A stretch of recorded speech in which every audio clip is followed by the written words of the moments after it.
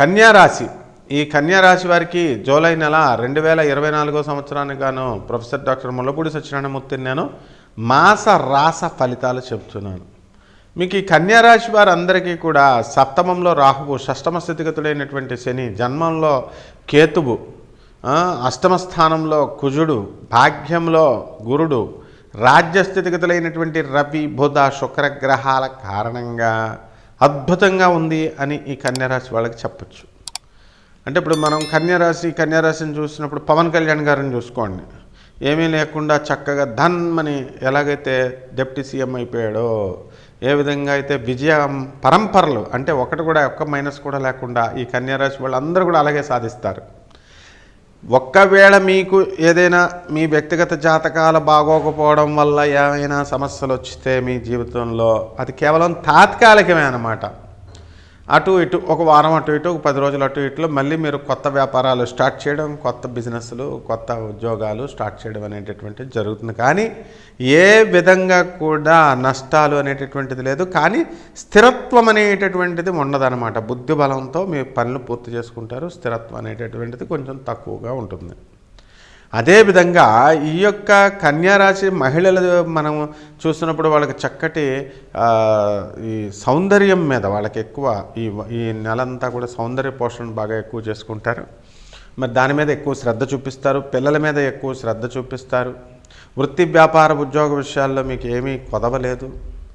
అయితే అష్టమ కుజగ్రహ ప్రభావం వల్ల మీ పేరు మీద ఉన్నటువంటి సైట్లు కానీ ఆ రేట్లు అనేటటువంటి తగ్గిపోతాయి. రియల్ ఎస్టేట్ జోలికి వెళ్ళకండి. మీ పేరు మీద ఉన్నటువంటి స్థలాలు అమ్మొద్దు. మీరు కొత్తగా స్థలాలు కొనొద్దు. అంటే కొంటేనేమో మీకు ఎక్కువ రేటు చెప్తారు. మీ స్థలం అమ్ముతానంటేమో తక్కువ రేటు చెప్తారు. ఇది అనమాట. అలాగే పూర్వజన్మ అదృష్టం కలిసి వచ్చింది. మీ అమ్మగారి తరపు దూరపు బంధువులు ఎవరో ఒకళ్ళు చనిపోవడం, దాని ద్వారా మీ నాన్నగారి తరపున కానీ దాని ద్వారా మీకు కొంత ఆస్తి కలిసి రావడం అనేటటువంటిది తథ్యం అన్నమాట. ఇది అంటే ఎక్కడో పిడుగుపడితే ఎక్కడో పడినట్టుగా మీకు ఖచ్చితంగా ఎవరో చనిపోతారు, దూరపు బంధువులు, బాగా దూరపు బంధువులు. ఆ ఆస్తి మీకు కలిసి రావడం అనేటటువంటిది జరుగుద్ది. ఇక ధనలాభం దగ్గరకు వృత్తిలో ధనం విషయంలో కాస్త ఫ్లక్చుయేషన్స్ ఉన్నప్పటికీ కూడా ఖర్చు అనేటటువంటిది మాత్రం ఇతోధికంగా ఎక్కువ ఖర్చు అవుతుంది. ఎందుకంటే లగ్నంలో ఉన్నటువంటి కేతువు కోపాన్ని ఇస్తాడు, మీకు వైరాగ్యాన్ని ఇస్తాడు, తర్వాత తెలివితేటలు ఇస్తాడు, ఎక్కువ గుళ్ళు గోపురాలు తిరుగుతారు. ఈ జన్మరాశిలో ఉన్నటువంటి కేతుగ్రహ ప్రభావం వల్ల మీ వంశం వారు, మీ ఇంటి పేరు వారు మరి దుర్మరణం పాలవడానికి అవకాశాలు ఉంటాయి. కాబట్టి ఈ విధంగా ఈ యొక్క కన్యారాశి వారికి మొత్తం పైన భార్యాభర్తల మధ్య జీవిత భాగస్వాములే కాకుండా వ్యాపార భాగస్వాముల మధ్య కూడా కాస్త స్పర్ధలు రావడానికి అవకాశాలు ఉన్నాయి. కాబట్టి వితండవాదాలు చేసుకోకుండా, గొడవలు, చిన్న అనవసరమైనటువంటి విషయాలకు వెళ్లకుండా మీ గోల్ ఏంటి, మీ జీవితం ఏమిటి, దాని ప్రకారం మీరు వెళ్తే అఖండమైనటువంటి విజయం రావడానికి అవకాశాలు ఉంటాయి. మీ వల్ల బంధుమిత్రులు వినోద కార్యక్రమాల్లో పాల్గొంటారు. బంధువులకి, మిత్రులకి అందరికీ కూడా మీరే పార్టీలు ఇస్తారు, మీరే హోస్ట్గా ఉంటారు.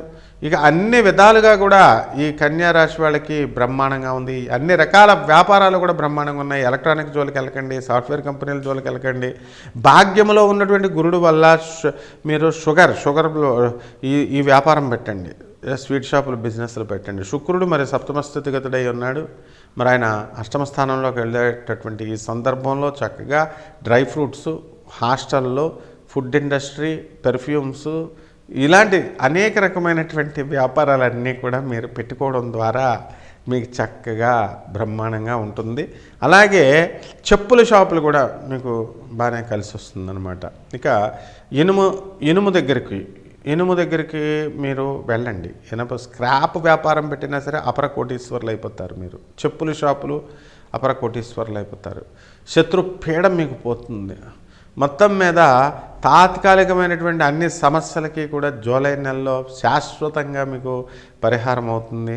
మీ దూరపు బంధువుల నుంచి వచ్చేటటువంటి ఆస్తితో మీరు ఒక స్థిరాస్తిని మీరు ఏర్పాటు చేసుకోగలుగుతారు. ఇక రెమెడీస్ దగ్గరికి వచ్చేసరికి మనకి రాహు జపం చేయండి, రాహు స్తోత్రాలు చదువుకోండి. రాహు కిలోంపావు మినుములను ఆవుపేట రంగు ఉన్నటువంటి వస్త్రాల నుంచి పేద బ్రాహ్మణులకి శనివారం నాడు కరెక్ట్గా ఉదయం 8 గంటలకి దానం చేయండి. బెజవాడ కనకదుర్గమ్మ తల్లి యొక్క పాదపద్మాలకు కుంకుమార్చన మీరు చేసుకోండి. అలాగే ఈ యొక్క రాహువుకి మీరు చక్కగా నిమ్మకాయల దీపం ఒత్తుతో మీరు మీ ఇంట్లోనే పెట్టుకోవచ్చు నిమ్మకాయ దీపం ఒత్తులు. చాలామంది నిమ్మకాయ దీపం ఒత్తులు పెట్టకూడదండి ఇంట్లో అని అన్నారు.